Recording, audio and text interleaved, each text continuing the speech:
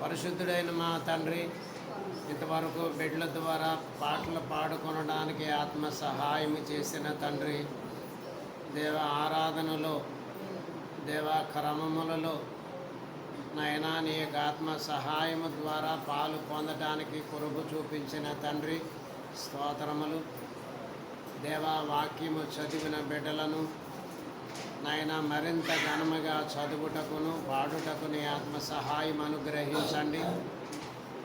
దేవా మరి మోసే సుఖోపవాస ప్రార్థన దినముల్లో మేమున్నాము కనుక దేవా మరి ఈ యొక్క నిర్గమ కాండములో దేవా ఇశ్రాయేలీలను నీవు ఎలాగ విడిపించి ఉన్నావో నైనా ఎలాగున అద్భుత కార్యాలు చేసి ఉన్నావో దేవా మరి ఆ యొక్క అంశములను జ్ఞాపకము చేసుకొని దేవా నీ సన్నిధిని వాక్యాన్ని హత్తుకొని దీవించే భాగ్యము ప్రతి ఒక్కరికిచ్చి దీవించి వర్ధలు చేయమని దేవా మమ్మలను బిడ్డలను సమయాన్ని నీ స్వాధీనమునికి అప్పగించుకుంటూ యేసు నామమును అడిగి వేడుకొనుచున్నాము పరమ తండ్రి, ఆమేన్. కూర్చుందాం.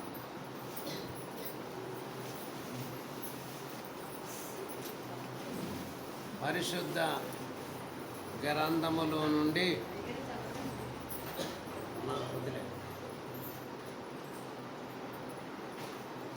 మరి మోసే సుఖోపవాస పాఠముల పుస్తకాలు ఉంటే ఇంటికి వెళ్ళి సాయంకాలం మరలా వాక్యం చదువుకోండి, మరలా పాఠం చదువుకోండి అమ్మా.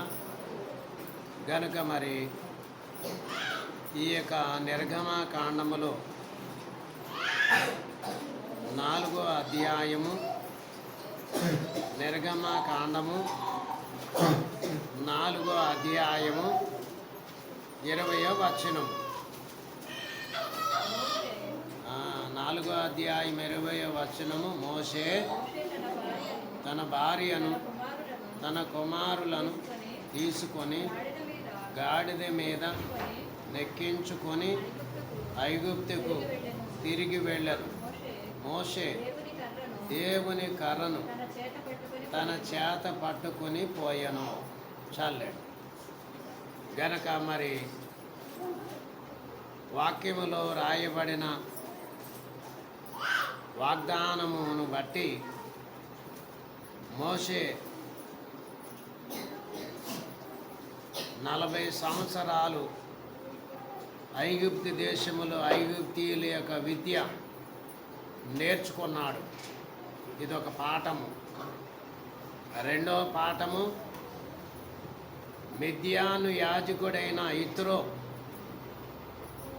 తన మామగారి గొర్రె మందను మేపుచు 40 సంవత్సరాలు ఈ గొర్రెల మందలు మేపుచు గొర్రెల యొక్క అనుభవము. మరి గొర్రెలన్నీ బాగా ఉండవు గనక ఇశ్రాయేలీలు జీవితములో సూచనగా ముందు జరగబోయే సంగతులను అనుభవములోనికి తెచ్చుటకు గాను 40 సంవత్సరాలు గొర్రెలు కాసే అనుభవము మోషే గారికి ఉంది. ఇది రెండవ అనుభవం.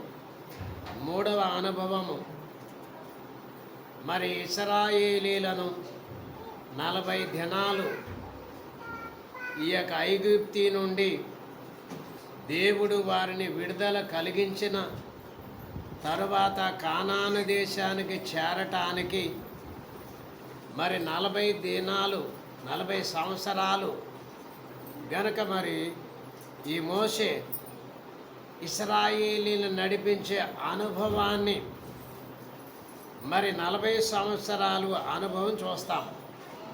మొదటి 40 సంవత్సరాలు విద్య, రెండవ 40 సంవత్సరాలు గొర్రెలు కాసే అనుభవము, మూడవ 40 సంవత్సరాల అనుభవము ఇశ్రాయేలీలను నడిపించినటువంటి అనుభవం.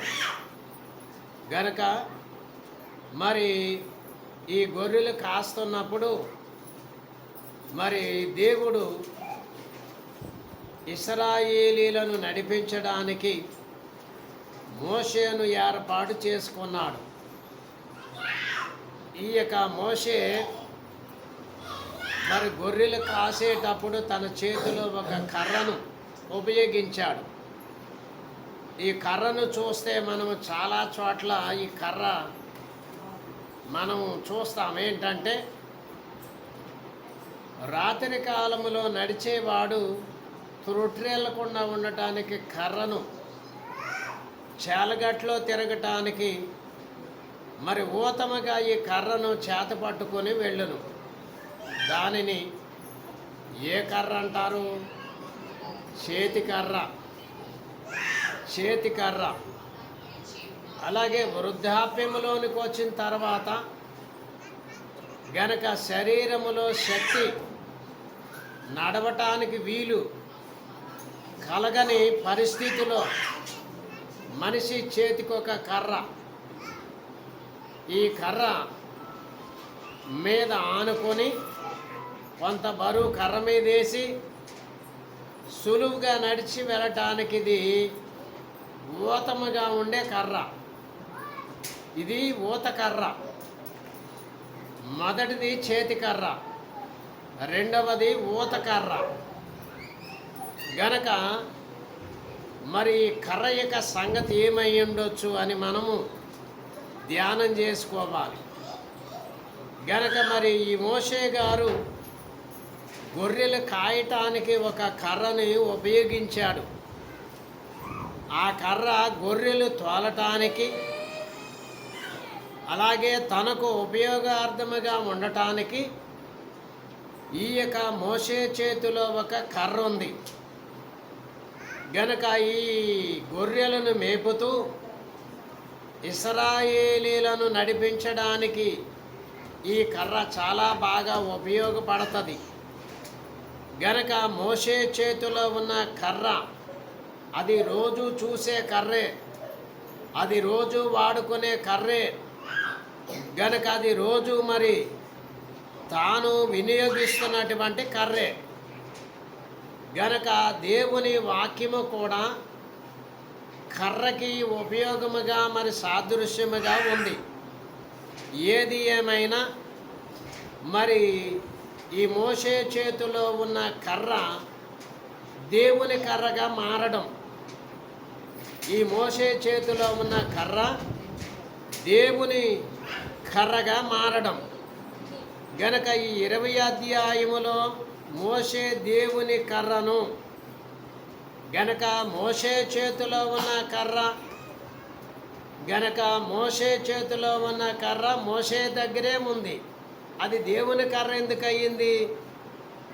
అది దేవుని కర్ర అని ఎందుకు ఆయన మోషే గారు మాట్లాడటం జరిగింది అని చూస్తే ఈ కర్రకి చాలా రకములైన మరి సాదృశ్యములు కలవు. గనక మనము చదువుకొని ఉన్న మరి 4వ అధ్యాయములో మొదటి వచనము, అందుకు మోషే చిత్తగించుము, వారు నన్ను నమ్మరు, నా మాట వినరు, యెహోవా నీకు ప్రత్యక్షము కాలేదందురు అని ఉత్తరమియ్యగా. ఇప్పుడు చూడండి అమ్మా, బాగా వినండి ఇటు.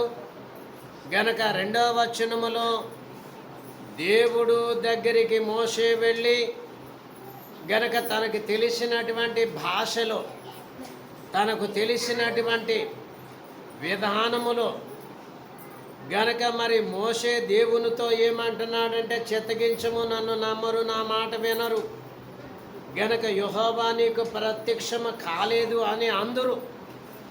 ఈ మాటలన్నీ చెప్పిన తర్వాత ఈ మాటలన్నీ కూడా ఏం చేశాడంటే మరి దేవునికి ఆ మాటలన్నీ చెప్పివేశాడు. 2వ వచనములో యెహోవా ఏమి జరుగుతుందో, ఏమి ఉందో, నీతోటి ఎవరేమన్నారో, నిన్ను ఎవరు నమ్మలేదో, గనక నీ మాట ఎవరు నమ్మలేదో, నీవు చెప్పగా, నా పేరు చెప్పగా మరి నీ మాట ఎవరు నమ్మలేదో అని అలాగ వారిని గూర్చి మాట్లాడుకుంటా రావాల్సింది. కానీ దేవుడు ఈ మాటలన్నీ చెప్పిన తర్వాత మోషేతో ఏమంటున్నాడంటే, యెహోవా నీ చేతిలోనిది ఏమిటి? గనక నీ చేతిలోనిది ఏమిటి? మోషే చేతిలో ఏముంది? కర్ర ఉంది. గనక ఇప్పుడు మోషే చేతిలో ఉన్న కర్ర చేతిలో పట్టుకొని మరి దేవునితో మాట్లాడేటప్పుడు కర్ర చేతిలో పట్టుకొని మాట్లాడేటప్పుడు ఈ కర్ర మోషేకు జ్ఞాపకం ఉందా లేదా? మోషేకు ఈ కర్ర జ్ఞాపకం ఉందా లేదా? అమ్మా, ఉందా లేదా? గనక దేవునితో మాట్లాడేటప్పుడు చేతిలో కర్ర ఉన్న ఈ మాట్లాడే మాటల మీదే ధ్యాస ఉంచాడు. గనక ధ్యాస ఉంచినప్పుడు దేవుడు నీవు చెప్పినవన్నీ కూడా మరి నేను విన్నాను అని చెప్పి మోషేతో నీవేం పట్టుకున్నావు, నీ చేతిలో ఏముంది అని దేవుడు మోషేను ప్రశ్నించడము జరిగింది. దేవుడు మోషేను ప్రశ్నించడము జరిగింది. గనక మోషే చేతిలో కర్రే ఉంది, అది మోషే చేతిలోనే ఉంది. గనక మోషే చేతిలో ఉన్న కర్రే అయినా కానీ మోషేకు గుర్తున్నా, మోషేకు చేతిలో కర్ర ఉందని జ్ఞాపకం ఉన్నా దేవుడు మరి ఒకసారి నీ చేతిలోది ఏమిటి అని మోషేకేం చేస్తున్నాడు? గుర్తు చేస్తున్నాడు, జ్ఞాపకం చేస్తున్నాడు. అలాగే గనక మోషే నీ చేతిలోనిది ఏమిటి అని అన్నప్పుడు మోషే తన చేతిని చూసుకున్నప్పుడు చేతిలో ఏముంది? కర్ర ఉంది. గనక మోషే చేతిలో కర్ర ఉంది. అందుకు మోషే ఏమంటున్నాడు అని అతనిని అడిగాను దేవుడు. అందుకు అతడు కర్ర నేను కర్రే పట్టుకున్నాడు కాబట్టి కర్రే అన్నాడు. ఒకవేళ కర్ర చేతిలో లేకపోతే కర్ర అని మోసే అనలేడు. పట్టుకున్నది కర్ర, చూస్తున్నది కర్ర. దేవుడు అడిగింది కూడా నీ చేతిలోనిది ఏమిటని అడిగినప్పుడు కర్రే అని మోషే దేవునితో చెప్పాడు. గనక ఇక్కడ మనం నేర్చుకోవాల్సిన పాఠాలు ఏంటంటే గనక మరి దేవుడు ఎవరినైనా వాడుకుంటాడు. దేవుడు ఎవరి చేతైనా ప్రార్థన చేపించుకుంటాడు.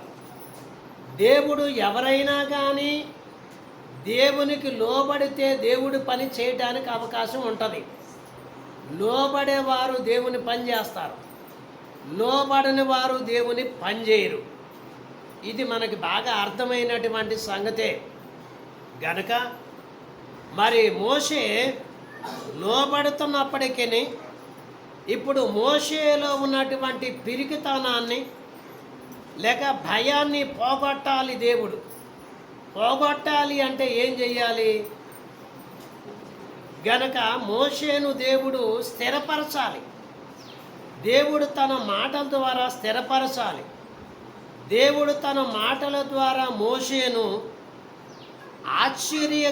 ఆశ్చర్యము కలిగించే మాటలు దేవుడు మోషేకి ఏం చేయాలి? వినిపించాలి. మనోవిచారము కీర్తనలో ఒక చరణం ఉంటుంది. మీకు ఏమైనా జ్ఞాపకం వస్తుందా? జ్ఞాపకం వస్తుందా? ఏమైనా జ్ఞాపకం వస్తుందా? నా మాటలు గల బైబిలు చొప్పున నడచుచు మాదిరి చూపుము. ఏ మానవునికైనను సరియే ఎంత అయినను బోధించుము. మనోవిచారము ఉడదు నీకు మహిమతలం. గనక దేవుని వాక్యము ఏ మానవునికైనా సరే, గనక అవి మాటలు ఎవరి మాటలు? దేవుడు గనక మాటలు, ఆ దేవుని మాటలు ఏ మానవునికైనాను సరే, ఎంత అయినను సరే, గనక మరి వారికి బోధించుము. ఆ మాటల ద్వారా ఏం చేస్తాడు? దేవుడు వారిని స్థిరపరుస్తాడు. స్థిరపరచడమే కాకుండా బలపరుస్తాడు. బలపరచడమే కాకుండా ఏం చేస్తాడు, దేవుడు వారిని వాడుకుంటాడు. గనక మరి చెప్పిన పని చెప్పినట్లు చేస్తే ఏమవుతుంది, వృద్ధి అవుతుంది, ఇంకా ఎక్కువగా మరి వృద్ధి అవుతుంది, ప్రార్థన చేయడానికి అవకాశం ఉంటుంది. చెప్పిన పని చెప్పినట్లు చేయలేదనుకోండి, మరి వృద్ధి అయ్యే అవకాశం ఉందా? గనక చెప్పిన పని అంటే ఏంటి, దేవుని వాక్యం చదివితే మనకు అర్థమవుతుంది, అనుసరించాలి. అలాగే మరి మోషే దేవుడితో చెప్పినటువంటి మాటలన్నీ కూడా తనకి కొత్త విషయాలు ఏమి చెప్పలేదు. గనక తనకేమి కొత్త విషయాలని చెప్పలేదు. రోజు జరుగుతున్నటువంటి సంగతులే, ప్రస్తుతం జరుగుతున్నటువంటి సంగతులే. గనక వాటినే దేవుడు ఏం చేశాడు, మోషేకు గుర్తు చేశాడు. గనక దేవుడు గుర్తు చేసినప్పుడు మోషే కూడా ఏమన్నాడంటే ఉన్నది ఉన్నట్లుగానే చెప్పాడు. గనక ఏమైతే ఉన్నది, మరి ఏమున్నదని దేవుడు అడిగాడు, అది దేవుడు అడిగిన ప్రశ్నకు మోషే గారు కూడా ఏం చేశాడు, ఉన్నది ఉన్నట్లుగానే. గనక ప్రశ్నకి జవాబు కర్ర అని చెప్పాడు. గనక ఈ కర్ర మరి చాలా మరి అద్భుతాలు చేసినటువంటి కర్ర. ఈ కర్రకున్న అనుభవాన్ని మరి ఈ 40 రోజులు ప్రార్థన చేయటము, ఈ 40 రోజులు ధ్యానములో మరి బాగా ధ్యానములో ఉండి కనిపెట్టినప్పుడు ఈ కర్ర సంగతి అర్థమవుతుంది. గనక మరి 40 దినాలు మోసే సుఖోపవాస ప్రార్థన దినములు ప్రారంభించక ముందు మరి దైవ సన్నిధిలో ఉన్నప్పుడు సన్నిధిలోనికి 2 వైపులు గజ్జెలు కట్టిన ఒక కర్ర ఒకటి వచ్చిందంట. 2 వైపులు గజ్జెలు కట్టిన కర్ర. ఈ కర్ర సన్నిధిలో ఉన్న వారి మధ్యకి వచ్చి ఆ కర్ర అటు ఇటు తిరుగుతూ ఉన్నట్లుగా మరి గ్రహించారు. అప్పుడు ప్రార్థన చేసి దైవజనులు మరి దేవుని దగ్గర కనిపెట్టినప్పుడు కొంతమంది ఆ ప్రార్థనకు వచ్చినటువంటి సన్నిధిలో ఉన్నటువంటి ఈ కర్రను గూర్చి మరి దైవజనుని అడిగినప్పుడు దైవజనుడు ఇది మోషే చేతిలో ఉన్న కర్ర, మోషే చేతిలో ఉన్న కర్ర, ఇది మన దగ్గరికి దేవుడు పంపించాడు. గనక ఈ కర్ర అద్భుతాలు చేసినటువంటి కర్ర. ఏ కర్ర? అద్భుతాలు చేసినటువంటి కర్ర. గనక ఈ కర్ర దేవుని సన్నిధిలో నుండి మరి అందరికీ కూడా ఈ కర్ర ప్రత్యక్షమైంది, కనబడింది, అందరూ చూశాడు. గనక ఇప్పుడు మోషే సుఖోపవాస ప్రార్థనలు చేయటం వలన మోషే గారికి ఇశ్రాయేలీలను నడిపించడానికి, దేవునితో మోషే మాట్లాడటానికి ఎటువంటి శక్తి కావాలి, ఎంతటి శక్తి కావాలి, ఎంతటి అనుభవం కావాలి. గనక ఈ యొక్క మోషే సుఖోపవాస ప్రార్థనల ద్వారా సంఘము కూడా ఈ అనుభవాలు నేర్చుకోవడానికి మరి ఈ పద్ధతులు అమలులోనికి తీసుకుని వచ్చారు.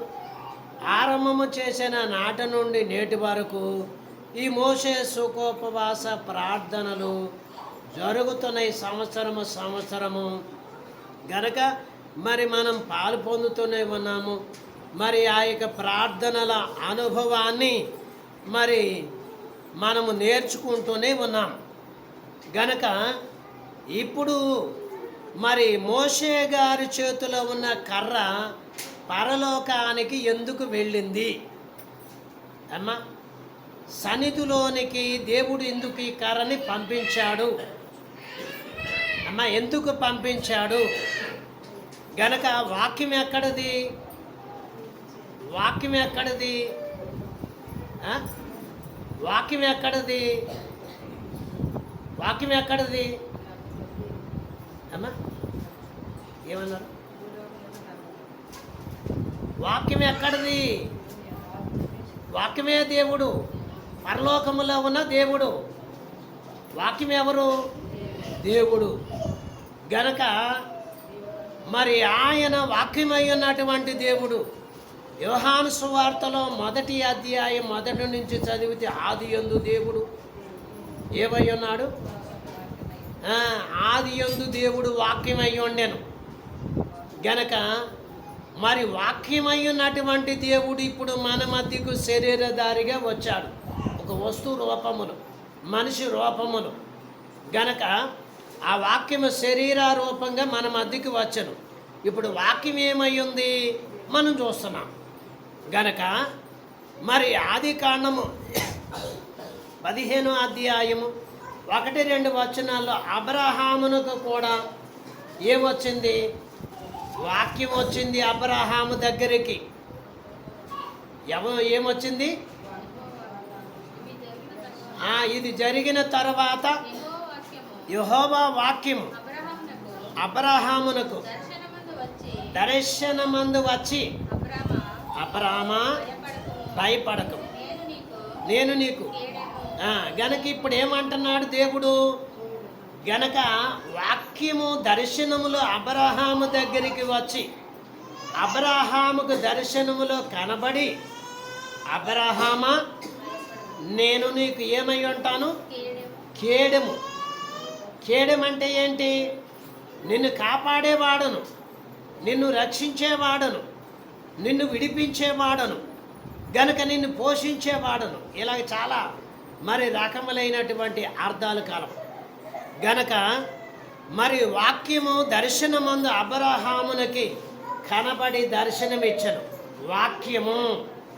గనక ఇప్పుడు ఈ వాక్యము పరలోకములో ఉన్న వాక్యము, మన భూలోకములో ఉన్నటువంటి వాక్యము కాదు, పరలోకములో ఉన్నటువంటి వాక్యము.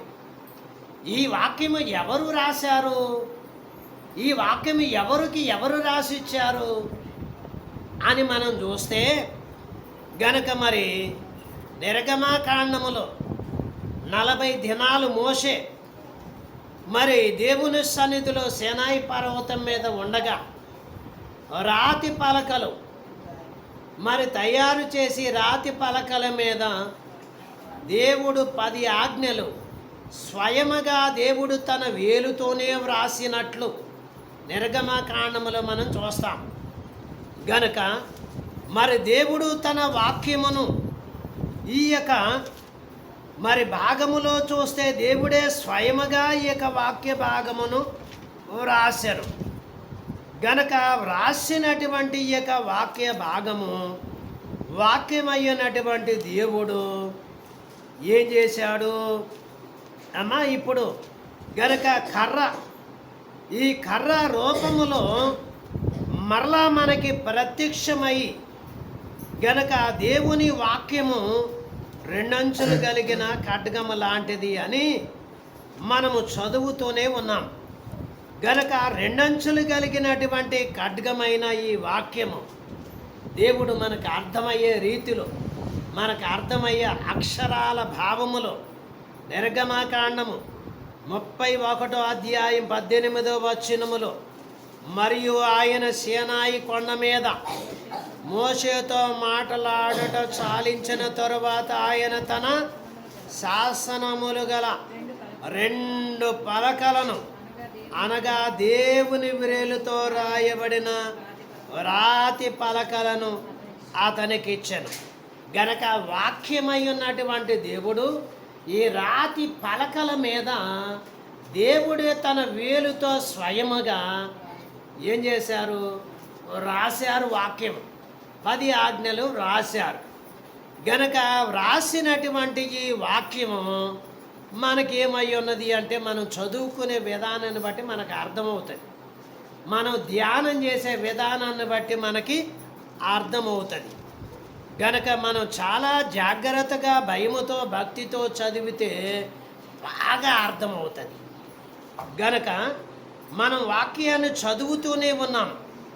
గనక మనం వాక్యాన్ని చదువుతూనే ఉన్నాం, వింటూనే ఉన్నాం.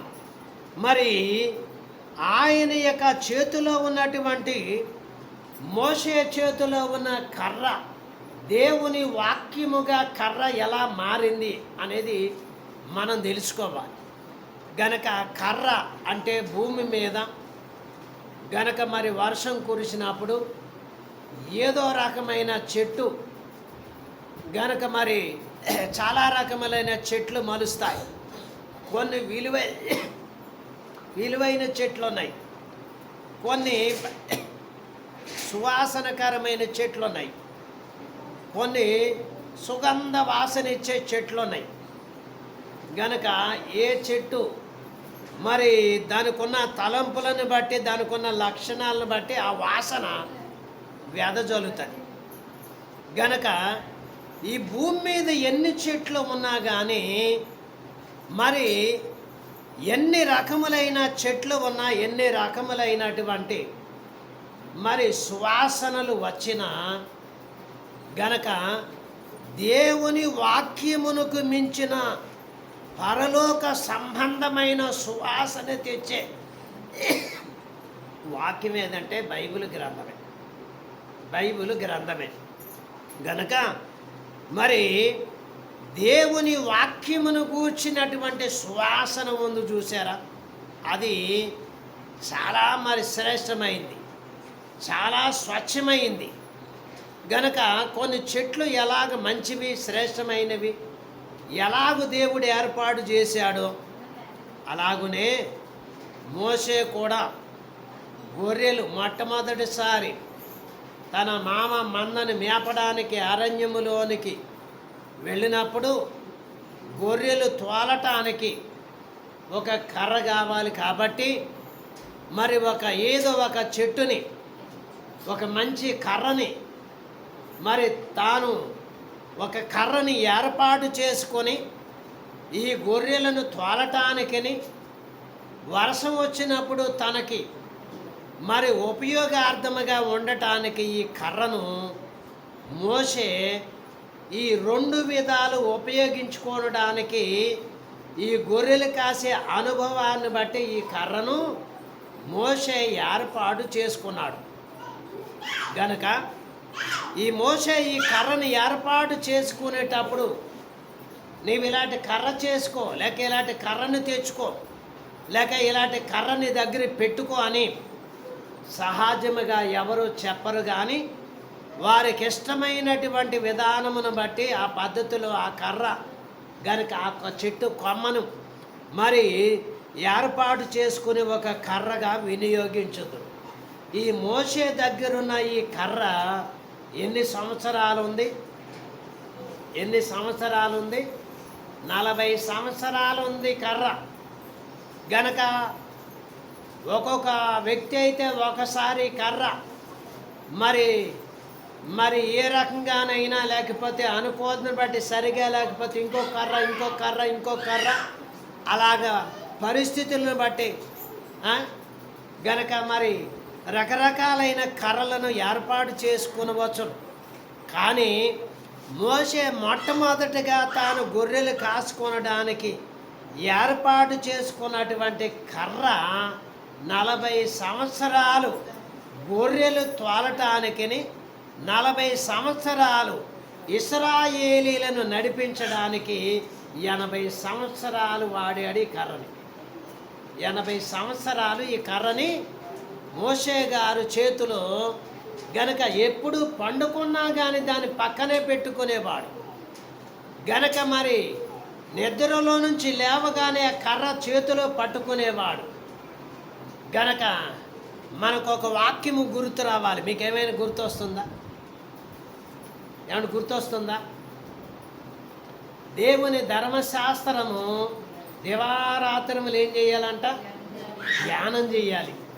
దివారాత్రులు ధ్యానం చేయాలి. గనక మరి మన తెలుగులో ఒక మంచి సామెత ఉంది, మీకు కూడా ఎరికే. ఏంటది చెప్పండి? కొత్తగా పెళ్ళైన వాళ్ళకి పొద్దు పొడిచిందో పొద్దు ములిగిందో తెలియదు, అవునా కదా? వారి దాంపత్య జీవితం అలాంటిదే. అలాగే బైబిల్ చదివే వారికి కూడా ఏమి తెలియకూడదు, పొద్దు తెలియకూడదు. అలా పొద్దు తెలియకుండా చదివే వారికే పక్కనే ఉంటుంది బైబిల్. అమ్మా ఎక్కడ ఉంటుంది బైబిల్? పక్కనే ఉంటుంది. ఇప్పుడు బైబిల్ పక్కన ఉంటున్నాయా, ఫోన్లు పక్కన ఉంటున్నాయి? ఫోన్లు పక్కన, బైబిల్ పక్కన. దేవుడిచ్చిన వాక్యాన్ని మరి ఎక్కడో కొద్దిగా అందుబాటులో లేకుండా పెట్టి ఫోన్ మాత్రం ఎప్పుడు ఇది సౌండ్ వస్తుందో. నా కోసం ఎవరు ఫోన్ చేస్తారు? నీ కోసం ఎవడు ఫోన్ చేస్తాడో? పనికి మాలోడు చెడగొట్టడానికి ఎవడొకడు ఫోన్ చేస్తారు, ఎవరొకరు ఫోన్ చేస్తారు. దేవుని వాక్యం చదివితే దేవుడి దగ్గరికి అవుతాం. దేవుని వాక్యాన్ని చదివితే దేవుడికి నీకు సంబంధం బాగుంటుంది. కనుక ఆ కర్ర తయారు చేసుకున్నప్పటి నుండి మోషే గారు 80 సంవత్సరాలు వాడాడంటాడు. ఎంత గొప్ప ధన్యత! 80 సంవత్సరాలు, 40 సంవత్సరాలు గొర్రెలు మేపడానికి, తోలడానికి ఉపయోగించాడు. గనక ఆ కర్రే మోషే చేతిలో అద్భుతాలు చేయబడినటువంటి కర్రగా మారింది. గనక ఈ కర్ర ద్వారా ఎన్ని అద్భుతాలు జరిగాయి, ఈ కర్ర ద్వారా ఎంత ఆశ్చర్య కార్యములు జరిగినవి. గనక అటువంటి మేలుకరంగా మరి ఏదైనా ఒకవేళ మనకు అనిపిస్తే కనుక దాన్ని పారవేస్తాం. చూడండి, పాడేస్తారా? పారవేరు. జాగ్రత్తగా గుర్తుగానైనా సరే ఎక్కడో చోట దాన్ని జాగ్రత్తగా పెట్టుకుంటారు కదా. గనక మన విశ్వాసులైతే ఎక్కువగా ఏం దాచుకుంటారు, ఏం పెట్టుకుంటారు చెప్పండి అమ్మా? విశ్వాసులైతే ఏం పెట్టుకుంటారు, ఏం దాచుకుంటారు చెప్పండి? వాక్యాన్ని దాచుకుంటారు, వాక్యాన్ని భద్రంగా పెట్టుకుంటారు. గనక వాక్యము ఎప్పుడూ పక్కనే ఉండాలి. మోషే గారి చేతిలో కర్ర కూడా పక్కనే ఉంది. గనక ఆ కర్ర మరి మనకు తెలియదు, కానీ పెద్దలైనటువంటి వారు గనక మోషే గారి చేతిలో ఉన్న కర్ర సహజముగా తాను నిలువబడితే తన మీద 2 అంగుళాలు ఎక్కువే పొడుగు. తాను మోషే గారు నిలబడితే మోషే గారు ఆ కర్ర ఇలాగా భూమి మీద ఊత వేసి నిలబడి చేత్తో పట్టుకుని నిలబడితే తన మీద 2 అంగుళాలు ఎక్కువే పొడుగు. గనక ఆ కర్ర ఎన్ని సంవత్సరాలు వాడాడంటే నిజంగా ఒక కర్ర చేతిలో ఉంటే మనిషికి ఎంతో ధైర్యం. ఇది మనకి వ్యవసాయం చేసిన వారికి బాగా అర్థమవుతుంది. గనక మరి ఈ యొక్క కర్రను మరి ఎందుకు మరి ఈ యొక్క అనుభవంలోనికి వచ్చిన తర్వాత మరి మోషే గారు ఏమంటున్నానంటే, ఇది దేవుని కర్ర, నేను నా ఉపయోగార్థముగా నేను ఏర్పాటు చేసుకున్నాను, కానీ ఈ కర్ర ఏమైంది? దేవుని కర్ర అయింది. గనక దేవుని కర్ర, ఈ కర్ర ద్వారా చాలా అద్భుతాలు చేశాడు మోషే, దేవుడు చెప్పగా. గనక దేవుడు చెప్పినట్లుగా చేయటం వలన చాలా ఆశ్చర్య కార్యములు మరి జరిగించాడు. గనక 3వ వచనం, అప్పుడు ఆయన నేలను దాన్ని పాడవేయమనెను, అతడు దాని నేల పాడవేయగానే అది పామాయను. గనక రోజు పట్టుకున్న కర్రే, రోజు చేతిలో వాడుతున్న కర్రే. గనక దేవుడు నీ చేతిలో ఉన్నది కర్ర ఏంటి అంటే కర్ర అన్నాడు. ఆ మాట ఆయనకి తెలియదేంటి, చెప్పించాలి, జ్ఞాపకం చేయాలి. గనక ఆ కర్ర మరి ఇప్పుడు ఏం చేయమంటున్నాడు? దానిని నేలన పారవేయి, నేలన పారవేయగానే ఆ కర్ర ఏమైపోద్ది? గనక పారవేయమన్నాడు. గనక కొంతమందికి కొన్నిసార్లు చెప్పింది చెప్పినట్లు చేయటం అలవాటు ఉంటుంది, కొంతమందికి కొన్నిసార్లు చెప్పినా కానీ చేయనటువంటి అలవాటు ఉంటుంది. మోషే అలవాటు ఏంటంటే, దేవుడు ఏంటని అడిగాడు, కర్ర అని అన్నాడు. గనక దాని కింద పాడేయమన్నాడు, పాడేశాడు. గనక పడేయగానే ఏమైంది? పామైంది. గనక ఇప్పుడు మోషేలో ఉన్నటువంటి ఆ భయం ఏంటంటే, రోజు వాడే కర్రే, రోజు పట్టుకున్న కర్రే దేవుడు పడేయమన్నాడు, పడేయగానే ఏమైపోయింది? పాము అయిపోయింది. గనక మరి పాము అయిపోయాగానే మోషేలోనికి ఏమొచ్చింది? భయం వచ్చింది. పాము అంటే ఎవరికైనా భయమే కదా. గనక పాము అంటే ఎవరికైనా భయమే. కాబట్టి కర్ర పాముగా మారటం వలన మోషేకి భయం వచ్చి ఏం చేస్తున్నాడు? పారిపోతున్నాడు. గనక కొన్ని మరి విశ్వాసుల్లో వాక్యం చదవాలంటే భయం ఉందా లేదా? వాక్యం చదవాలంటే భయము, ప్రార్థన చేయాలంటే భయము, ఆ? మోకరించాలంటే భయము, గుడికి వెళ్ళాలంటే భయము, సాక్ష్యం చెప్పాలంటే భయము. గనక ఇవన్నీ కూడా మనిషిలో ఉన్నటువంటి మరి శరీర సంబంధమైనటువంటి భయము. గనక ఈ భయమును పోగొట్టడానికి, మోషేలో ఈ భయమును పోగొట్టడానికి గనక కర్ర పడేయమన్నాడు. మోషే పాడేశాడు. గనక మరి పడేయమన్నాడు, పడేశాడు. పడేయగానే పామైపోయింది. మోషే గారికి భయం వచ్చింది. గనక మోషేలో ఉన్నటువంటి ఆ భయమును ఏం చేయాలి? మరి లేకుండా చెయ్యాలి. గనక లేకుండా చెయ్యాలి. లేకుండా చెయ్యాలి అంటే దేవుడు మోషేని బాగా వాడుకోవడానికి దేవుడికి గనక ఎంతో ఇష్టపడతాడు. గనక మరి అది దేవుడికి మరి వాడుకోవడాన్ని బట్టి మోషే గొప్ప అద్భుతాలు దేవుని బట్టి చేయగలిగాడు.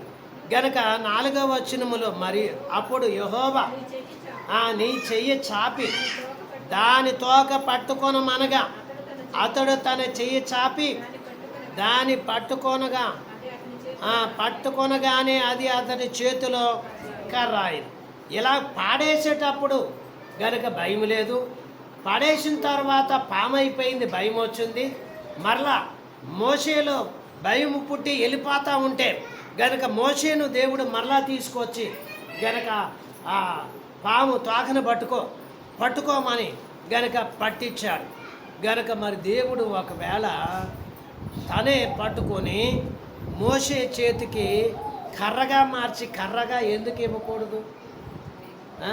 మోషే చేతికి ఆ పామైపోయిన కర్రని మోషే పారిపోయినప్పుడు అది కర్రే పట్టుకోమని చెప్పి మరి చెప్పుకోకుండా దేవుడు ఆ కర్రని పట్టుకొని, పామైపోయిన కర్రని పట్టుకొని మోషే చేతికి ఎందుకు ఇవ్వలేదు?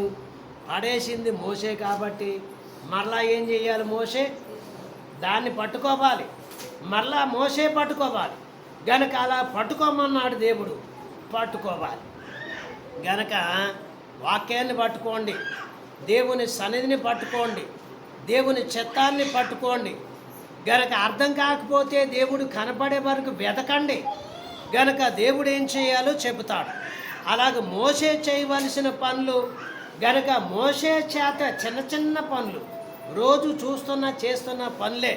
గనక అలాగున మరి మోషే తన మరి కర్ర పాడవేయగా పామైపోయిన ఆ కర్రను తోకని పట్టుకొనగా మరలా ఆ కర్ర అయిపోయింది. గనక మోషేకి ఏమొచ్చింది?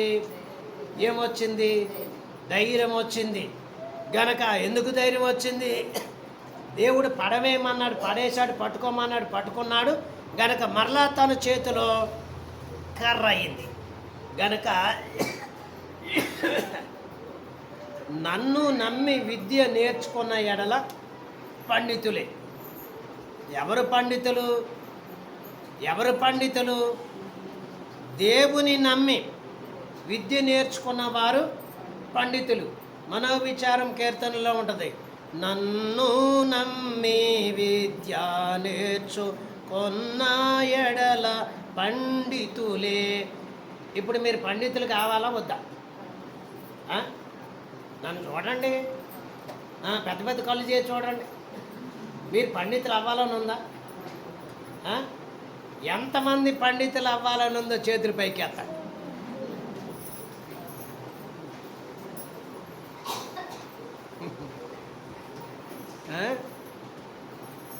ఉన్న వాళ్ళందరూ పండితులు అవ్వరన్నమాట. మట్టి శుద్ధలాగా, మట్టి ముద్దలాగా వండిపోతారా? చెప్పండి, ఎవరు పండితులు? దేవుని నమ్మిన వారిని, దేవుని నమ్మి విద్య నేర్చుకున్నవారు ఎంత పండితులు. మన బైబిల్ మిషన్లో మరి చాలా గొప్ప ధన్యత మరి ఏంటంటే ధ్యానము. ఈ ధ్యానము ద్వారా గొప్ప ఆశీర్వాదములు గనక దేవుడు వారికి అందించగా అవి రాసుకుని, అవి భద్రపరుచుకొని మరి వాటి ద్వారా గొప్ప ఆదరణ పొందారు. గనక ఇప్పుడు మోషేలో ఉన్నటువంటి భయమును పోగొట్టడానికి మోషే పట్టుకోవాలి. గనక కొంతమందికి బైబిల్ పట్టుకోవడానికి ధైర్యం లేదు. ఉందా అమ్మా? ఉందా? నేను ఒక మాట చెప్తాను, చేస్తారా? ఆ? చేస్తానన్న వాళ్ళు చేయి పైకెత్తండి. ఆ? కాదు మరి లోపలే చేస్తామని అనుకుంటాం అయితే వచ్చింది కానీ చేయి పైకెత్తడానికి ఏమైంది మీకు? ఆ? ఏమి లేదు. ఓ చేత్తో బైబిల్ పట్టుకొని రోడ్డు అంతా నడిచేత్తాలి పైకి పట్టుకొని. ఇదే పని మీరు చేసేది. రోడ్డు అంతా నడుస్తూ చేతిలో బైబిల్ పట్టుకొని పైకి ఎత్తుకొని బైబిల్ పట్టుకొని నడిచేళ్ళాలి. ఇదే మీరు చేసే పని. ఎంత కష్టంగా ఉందో చూడు. కష్టంగా అనిపిస్తుంది లేదు లోపల. గనక మాట వినటానికైతే బాగానే ఉంది. బయటకు వచ్చి రోడ్డు మీదకి వచ్చి బైబిల్ పట్టుకొని నడిచి వెళ్ళాలంటే మామూలుగా ఉంటుందా? ఎంతమంది ఏమేమంటారు, ఏమేం చూస్తారు కదా మరి. అలాగే మరి దేవుని వాగ్దానములను బట్టి బైబిలు గనక దేవుడిచ్చిన మన వాక్యం ఖడ్గం లాంటిది, ఆయుధం లాంటిది. దాన్ని జాగ్రత్తగా మనం వాడుకోవాలి.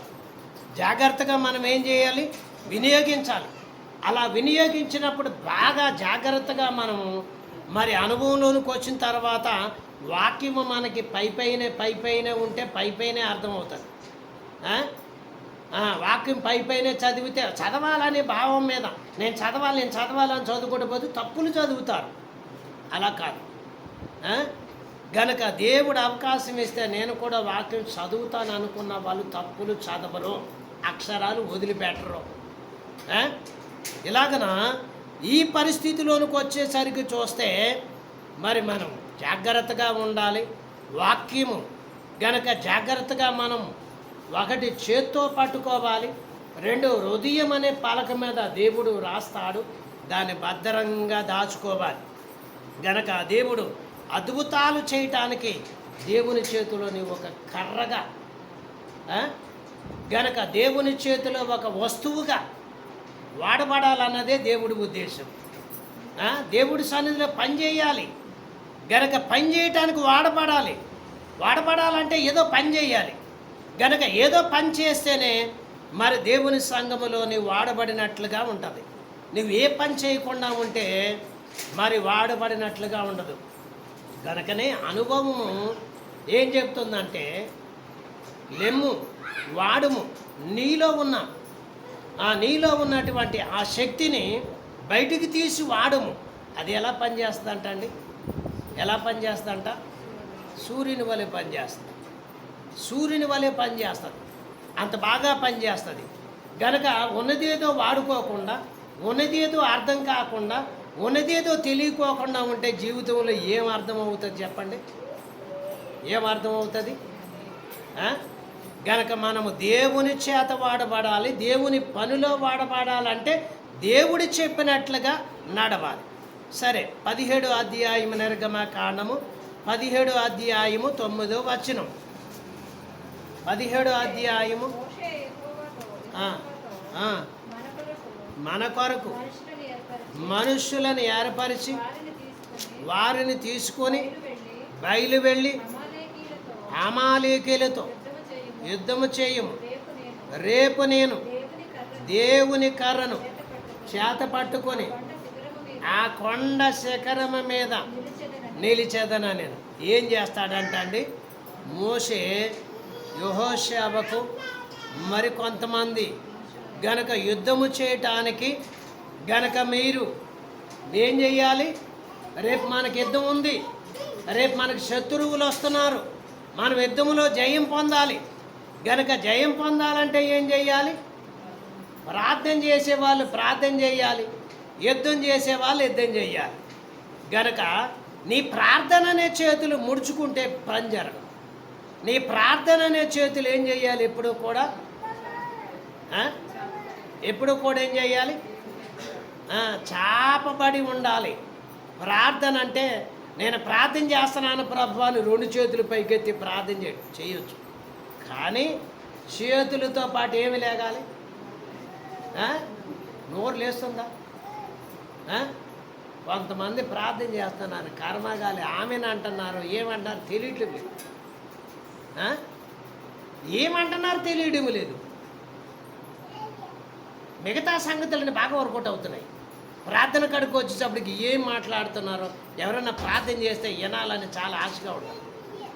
ఎందుకంటే ప్రార్థన అనుభవం చాలా గొప్పది గనుక ఇక్కడ రేపు మనం యుద్ధం చేయాలి గనుక నేను ఏం చేస్తానంటున్నాడు ఆయన, రేపు నేను దేవుని కర్రను చేత పట్టుకొని ఆ కొండ శిఖరము మీద నిలిచేదను.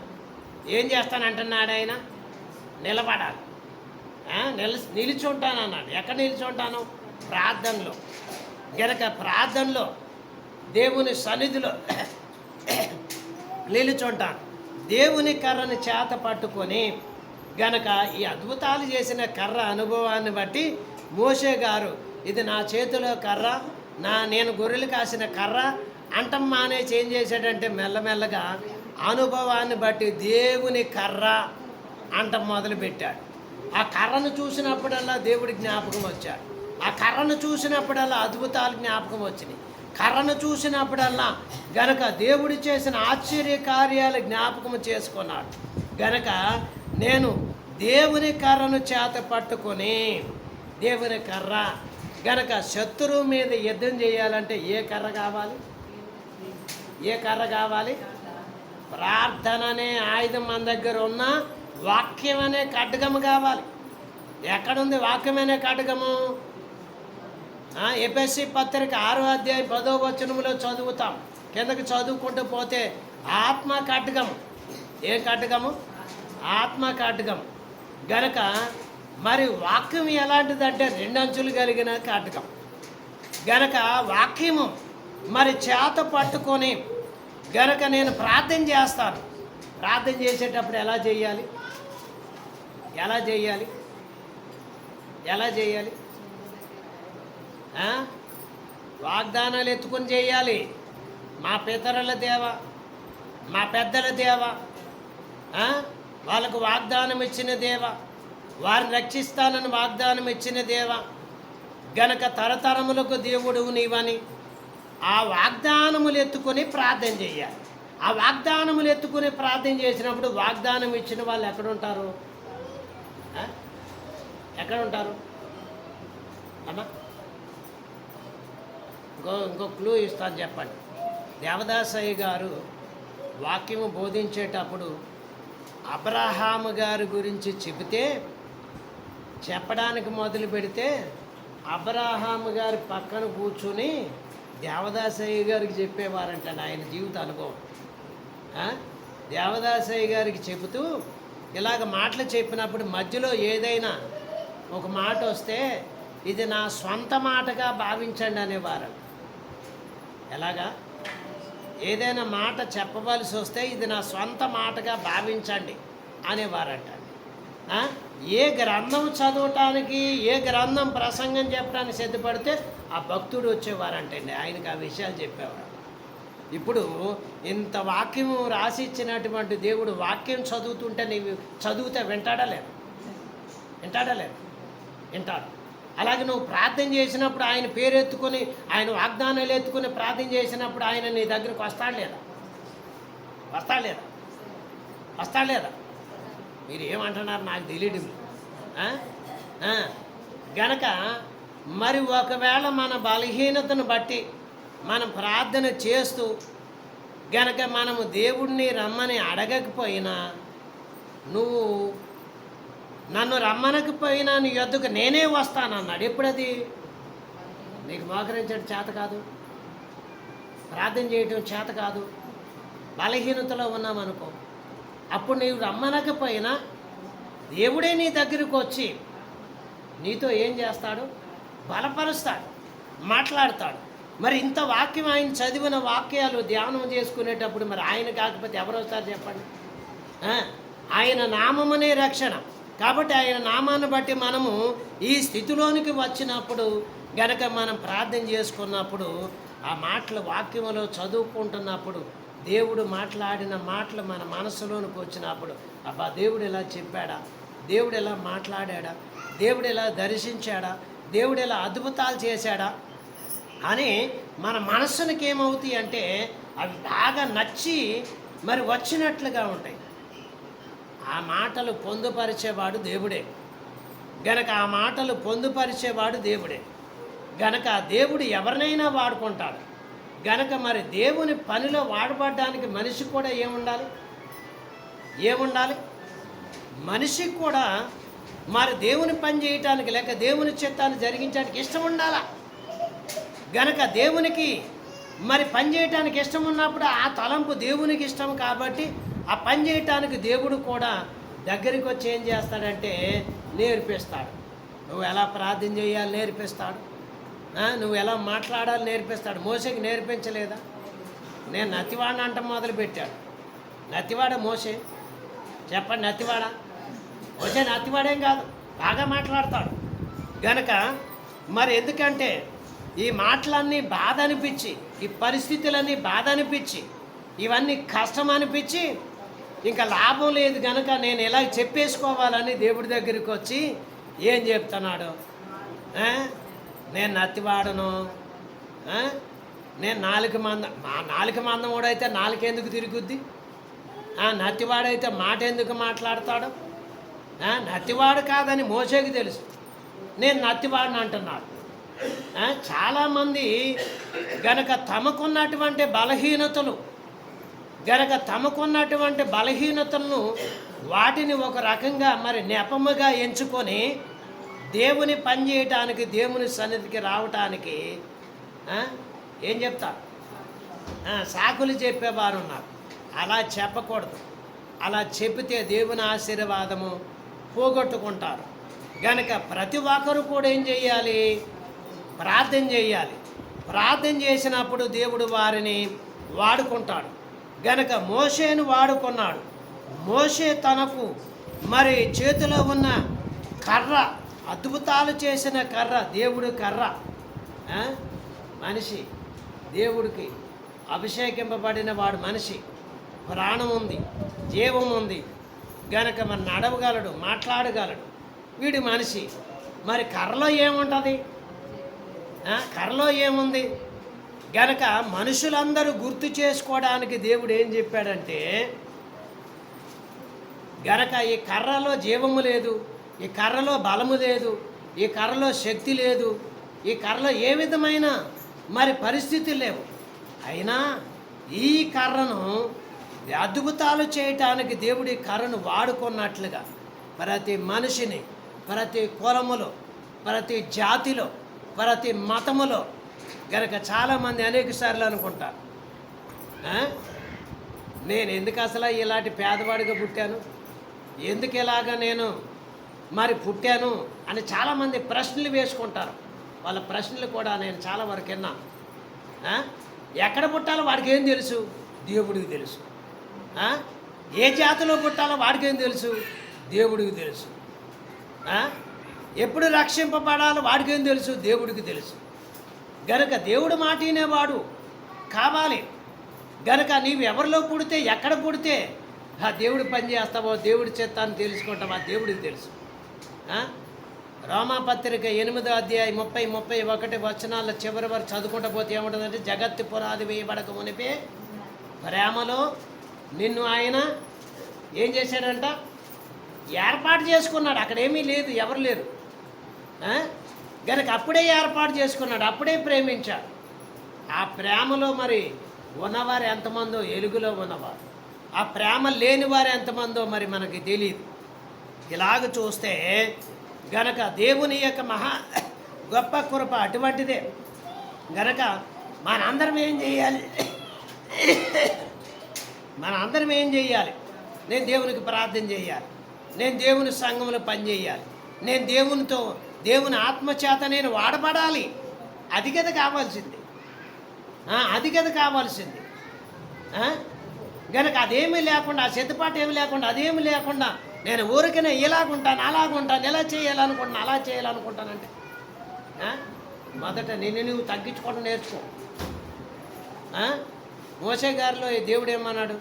నా ఇల్లంతట్లో నమ్మకమైన వాడు. ఎంత తగ్గించుకున్నాడు చెప్పండి? ఎంత తగ్గించుకున్నాడు?